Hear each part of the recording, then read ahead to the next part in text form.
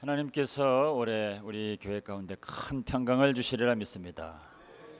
오늘 이 예배 가운데도 세상에 줄 수 없는 하늘의 평강이 임하시리라 믿습니다. 오늘 같이 나누게 되는 말씀은 하나님의 이름에 관한 것입니다. 모세가 시내산에서 하나님을 만나고 났을 때 하나님께서 모세를 이스라엘 백성들을 구원하기 위해서 이스라엘 백성들에게 보내게 됩니다. 그랬더니 모세가 그러면 가서 하나님을 어떻게 소개해야 되겠습니까? 하나님을 누구라고 소개를 해야 되겠습니까? 라고 할 때 하나님께서 나는 스스로 있는 자니라 이런 말씀을 하시죠. 그리고 또 이어서 하신 말씀이 나는 아브라함의 하나님, 이삭의 하나님, 야곱의 하나님이라 이렇게 또 소개를 하십니다. 그래서 하나님 이름을 기억할 때 꼭 너희가 기억해라. 대대로 이것을 기억해라. 나는 아브라함의 하나님이고 이삭의 하나님이고 야곱의 하나님이다. 이렇게 말씀하셨습니다. 하필이면 이 세 명을 계속 그렇게 이어서 말씀을 하실까?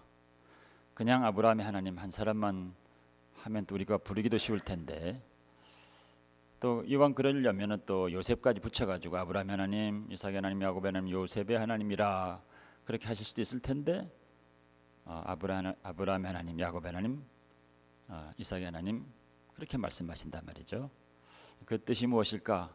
이 세 사람과 관련해서 하나님의 이름을 말씀하시는 것이 무엇일까? 오늘 같이 말씀을 같이 신년 예배에 나누려고 합니다.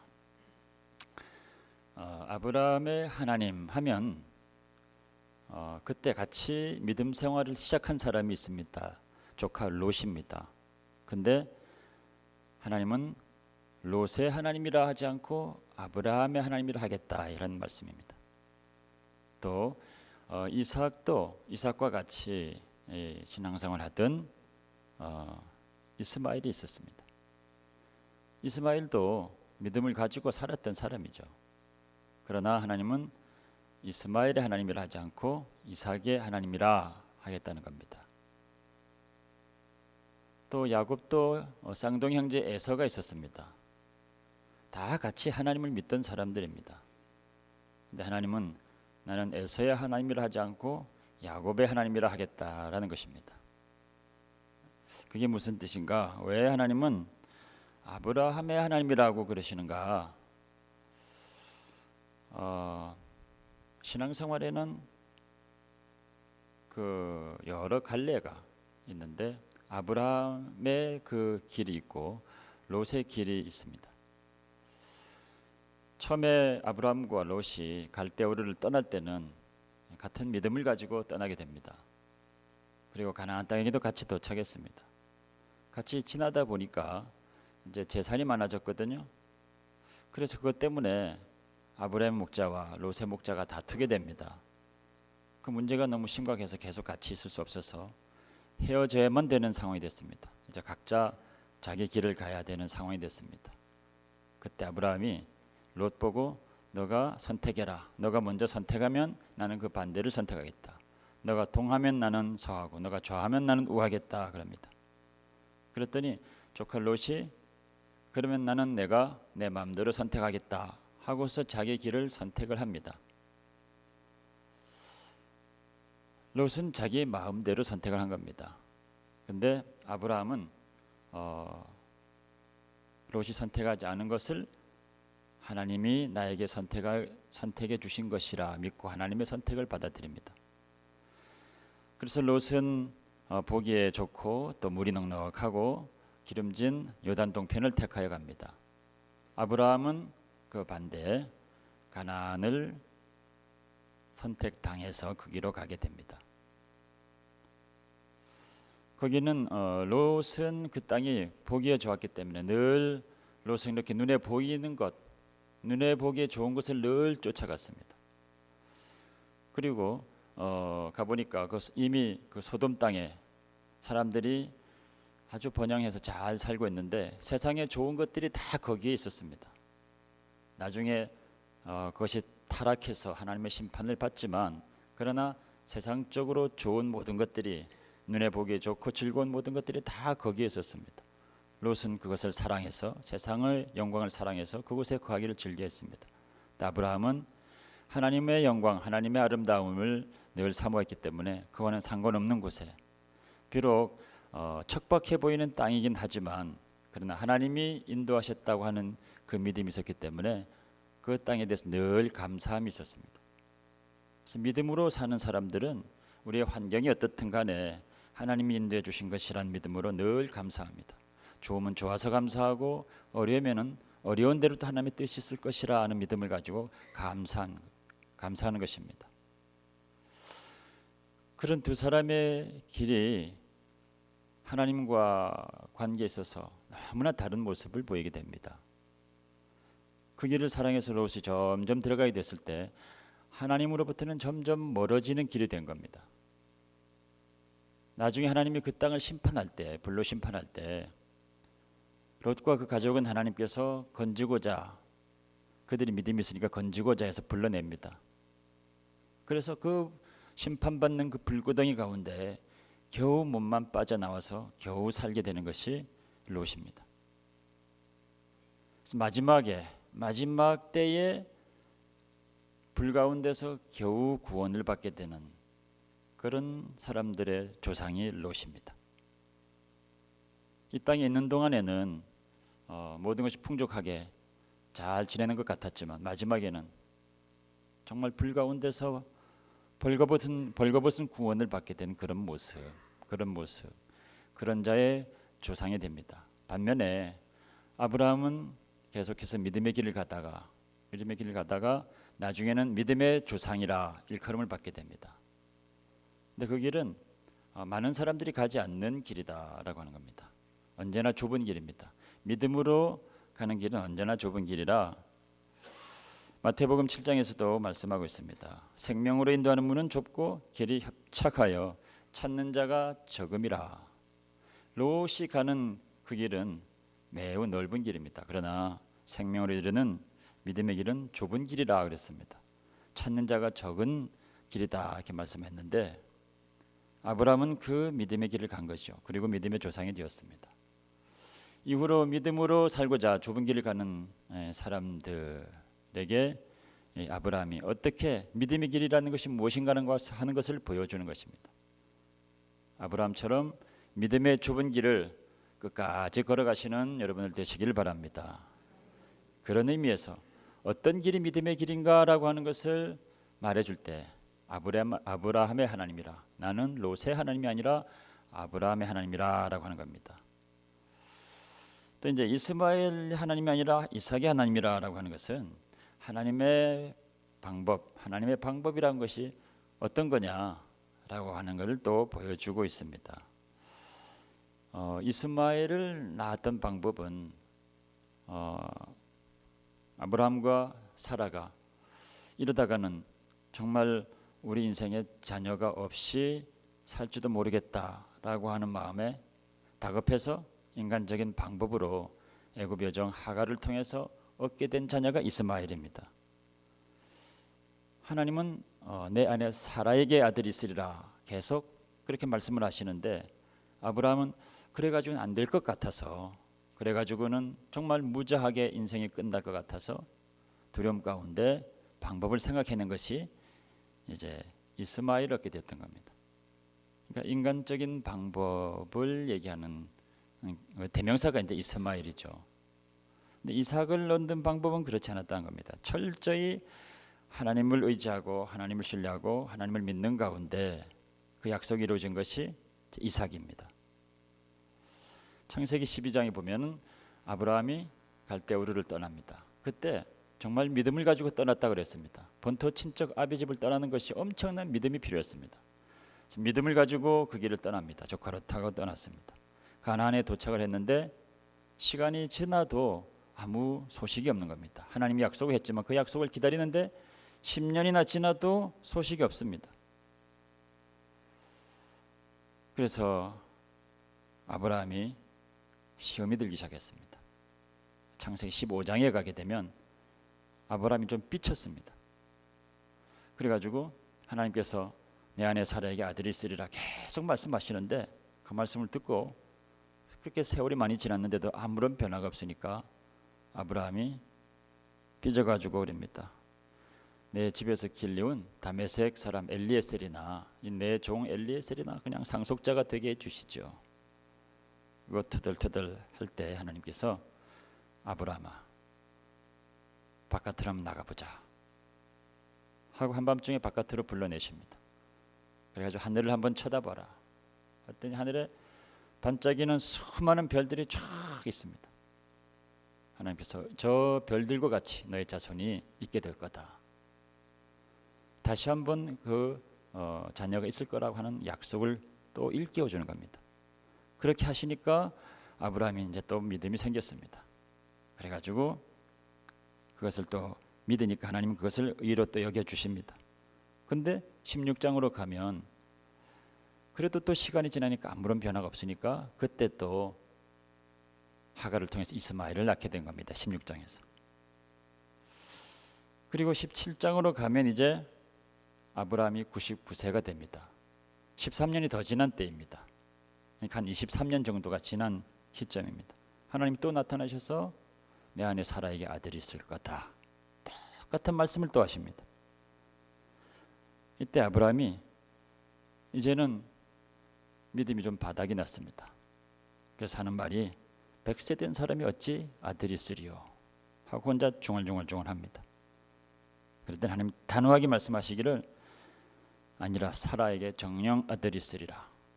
똑같은 말씀을 또 하십니다.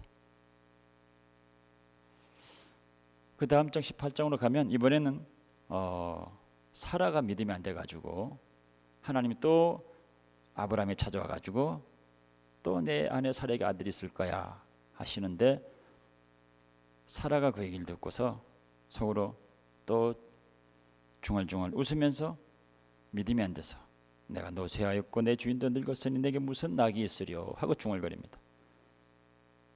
하나님 여전히 단호하게 여호와께서 능치 못할 일이 있겠느냐 사라에게 아들이 있으리라.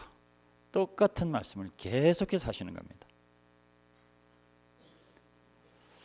아브라함과 사라가 정말 믿음 있는 사람이었는데 갈대아 우르를 떠나고 하는 그 모든 여정 가운데 또 가나안 땅에 살아가고 하는 그 모든 가운데 정말 믿음이 필요해서 믿음으로 살았는데 아들이 있으리라라고 하는 것에 있어서는 사실은 믿음이 약했습니다.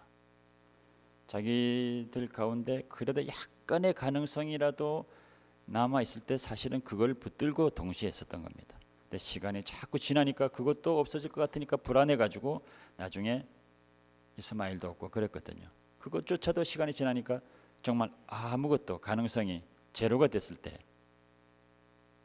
그때 하나님을 새롭게 바라보게 됩니다. 더 이상 자기들의 가능성을 기댈 수 없으니까 그때서야 전적으로 하나님만 바라보고 하나님의 약속의 말씀만 기억하게 됩니다. 돌아보니까 자기네들이 믿음이 없어가지고 그러고 또 여러 가지 일들을 많이 겪을 때 하나님께서 번번이 나타나셔서 똑같은 말씀으로 내 안에 사라에게 아들이 있을 거다. 변치 않게 계속해서 반복해서 말씀하셨거든요. 그들이 믿음이 잘 되지 않았을 때도 나무라고 야단치지 않고 계속 나타나가지고 격려하면서 그 말씀을 동일하게 계속해 주셨거든요. 그것이 기억이 나는 겁니다. 또 자기들 삶 가운데 어려움이 있었을 때 하나님이 나타나셔서 건져주시고 도와주시고 붙들어 주셨던 것들이 생각이 나거든요. 하나님이 정말 나와 함께 하시고 나를 지키시는 이가 하나님밖에 없구나 하는 것들이 막 믿어지는 겁니다. 그리고 하나님만 바라보니까 그 동일하게 여일하게 하셨던 그 하나님의 약속의 말씀이 믿어지는 겁니다.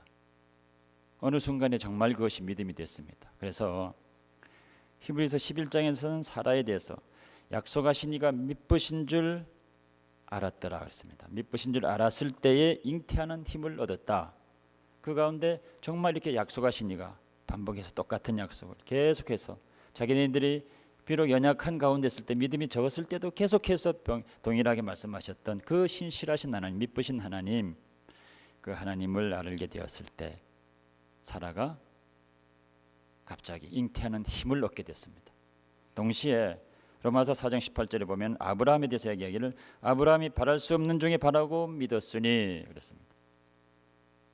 이제는 가능성이 자기 자신을 바라보니까 전혀 없고 이제는 하나님만 바라보게 됐는데 정말 바랄 수 없는데 믿음이 돼가지고 바랄 수 없는 중에 바라고 믿게 된 겁니다. 아브라함과 사라가 동시에. 그럴 때 이삭을 잉태하게 되고 이삭을 얻게 됐습니다. 그래서 이삭이 하나님이라고 하는 것은 바랄 수 없는 중에 주님을 바라고 믿어서 응답을 받은 그것을 말하는 것입니다. 여러분들 삶 가운데서도 바랄 수 없는 중에 바라고 그것이 믿음이 되어서 응답받는 한 해가 되기를 바랍니다. 그래서 이삭이 하나님이 나의 하나님이라 고백할 수 있는 복된 한 해가 되기를 주 이름으로 축원합니다. 세 번째로 야곱의 하나님, 에서의 하나님이 아니고 야곱의 하나님이라는 겁니다. 에서는 창세기 25장 27절에 에서는 익숙한 사냥꾼인고로 그랬습니다. 익숙한 사냥꾼입니다. 아주 능력 있는 사람이죠. 능력 있는 말하자면 전문가입니다. 그의 인생이 평탄하고 어려움없이 잘 살았습니다. 그가 사냥한 고기로 아버지를 늘 기쁘게 했습니다. 인간적으로 보면은 에서가 잘못한 것들은 거의 없어 보입니다. 근데 에서는 자기 능력이 출중하니까 자기가 모든 것들을 할 수 있으니까 굳이 하나님을 의지하고 하나님의 도움을 기대하지 않습니다. 그래서 하나님의 축복이라고 하는 것에 대해서 경히 여겼더라 그랬습니다. 그래서 동생 야곱이 장자권을 내놔라 그런 것 할 때도 아무 생각 없이 팥죽 한 그릇에 장자권을 팔았다고 그랬습니다.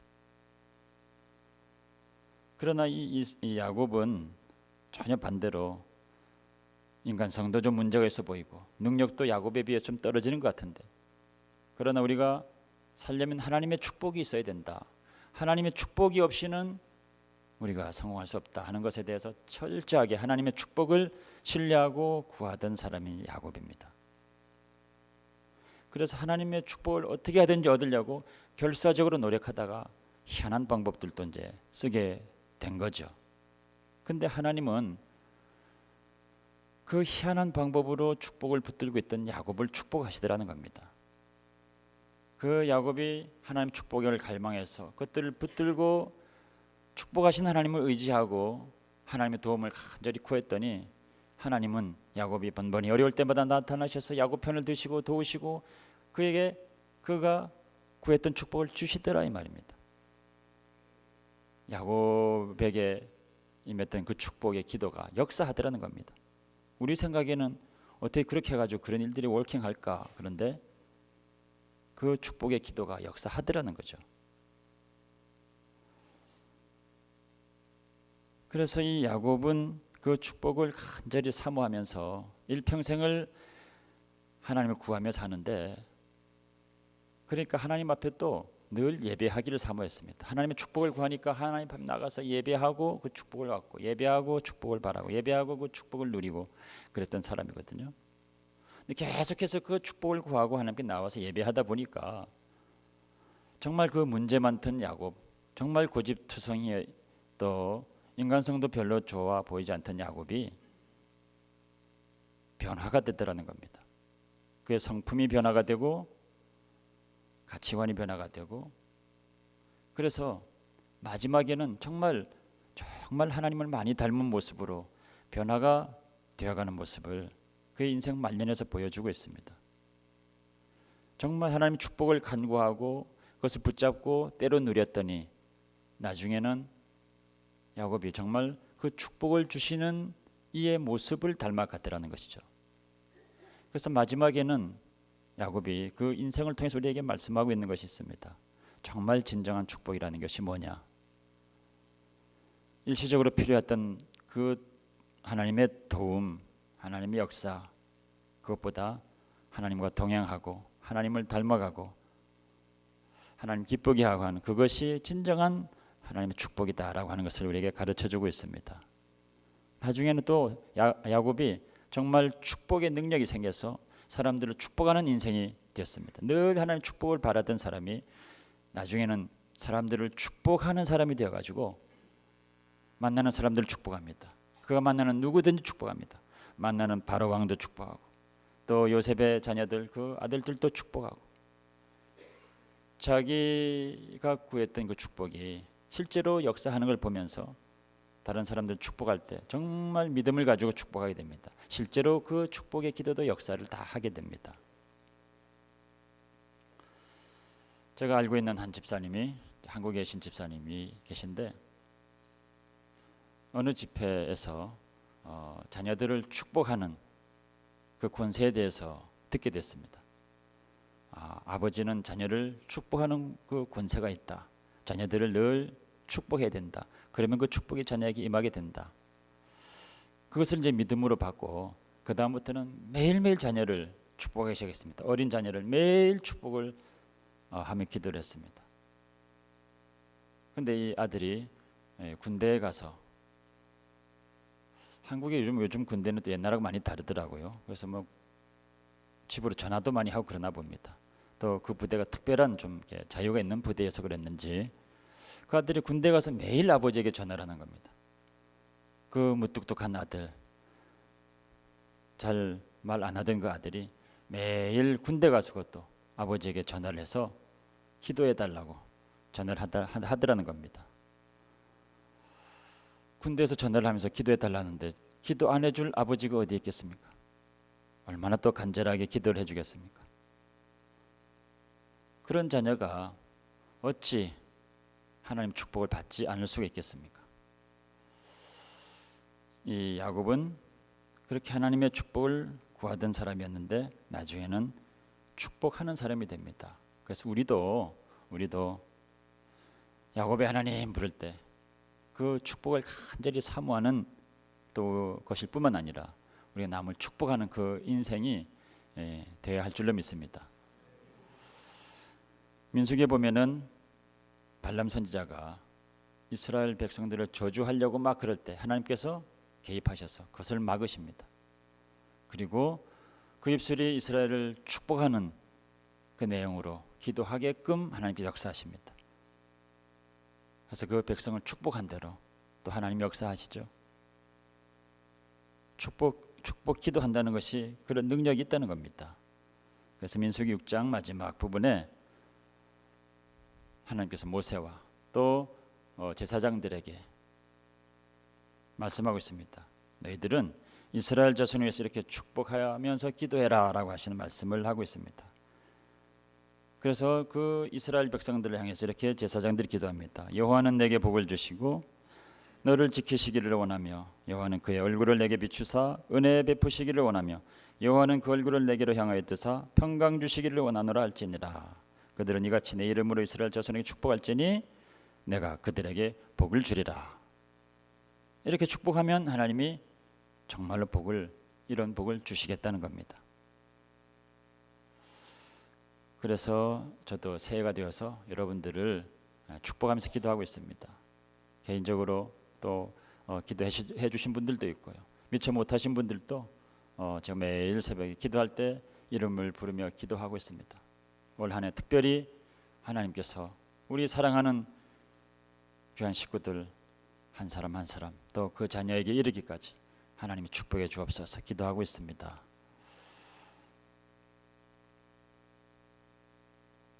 올 한 해에는 여러분들에게 정말 아브라함의 하나님이 여러분들의 하나님이 되어서 믿음의 길이 무엇인가? 나는 믿음의 좁은 길을 끝까지 가겠노라. 아브라함이 하나님이 나의 하나님이라 고백하시고 또 바랄 수 없는 것들 그러나 믿음으로 하나님께 약속하신 것들을 내가 바라고 믿으며 응답을 받으리라. 그러면서 이삭의 하나님이 나의 하나님이라 고백하시고 또 하나님의 축복 내가 너무나 사모합니다. 그 축복으로 인해 가지고 나도 더 하나님 닮아가기를 원합니다. 또 내 인생이 남을 축복하는 인생이 되기를 원합니다. 하며 야곱의 하나님을 부르시는 여러분들 다 되시기를 주 이름으로 축원합니다.